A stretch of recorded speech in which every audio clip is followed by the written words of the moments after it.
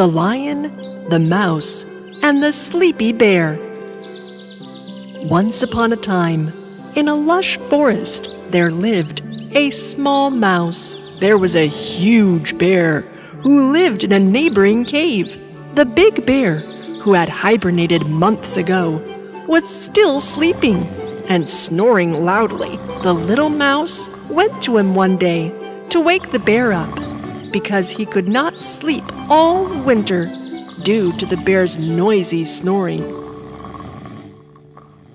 Mr. Bear! Hey, Mr. Bear! Hey! Summer has come. You can wake up any time now. However, the bear still did not wake up. The little mouse came to the bear this time with a bugle. He blew vigorously into the bugle. But the bear continued to sleep.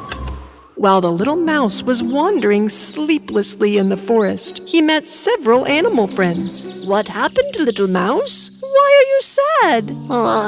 Don't ask, guys. All winter I could not sleep because of the bear's snoring, and he still won't wake up. Maybe the lion can help you. What? Why would I go talk to him? Because the lion roars so loud that everyone jumps up the instant they hear his loud voice.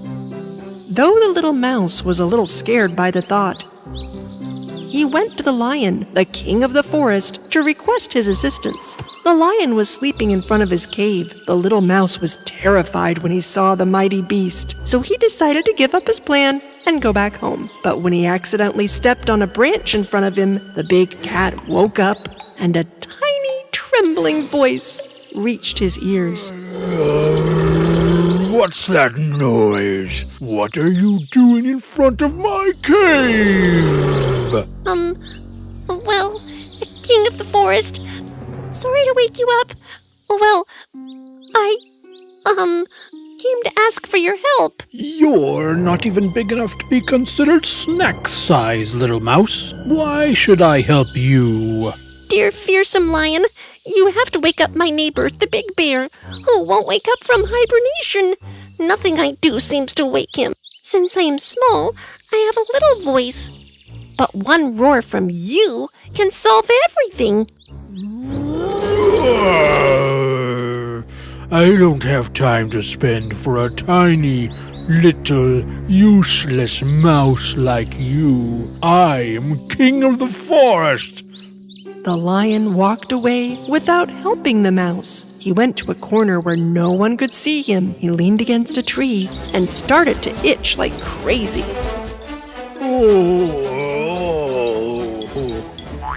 The lion was so itchy that he didn't want anyone to see him like this, because he was the king of the forest. The little mouse, on the other hand, was coming home sadly and heard wheezing from the depths of the forest. Back is so itchy. He went to where the voice came from, and he saw the lion. Moreover, the lion was itching himself non-stop and looking rather silly in the process. The mouse immediately approached the lion. When the lion saw him, he stopped itching, but it was clear he was still in pain and discomfort due to the itch. Mr. Lion, what happened to you? I don't know, Mouse. I don't know. I can't stop itching myself. Oh. You haven't seen or heard anything, Mouse. Are we clear? The mouse carefully fixed his tiny eyes on the lion and saw a bunch of tiny fleas jumping in his fur. The mouse understood why the mighty cat was itching so much. Aw, you have fleas. Let me help you. How can you help me? You're just a little mouse. Leave me alone. The little mouse bravely jumped on him, ignoring the lion's rude comments. What are you doing? Get off of me! The mouse started to crawl through the thick, scruffy fur and throw out all the fleas. But this made the lion's situation even worse. He started itching himself with his paws. The lion could not bear the itch and leaned his back against the tree. This time he started to rub right and left. Oh no! I was almost crushed. I can't stop. I can't stop. The more you run over me, the more I itch.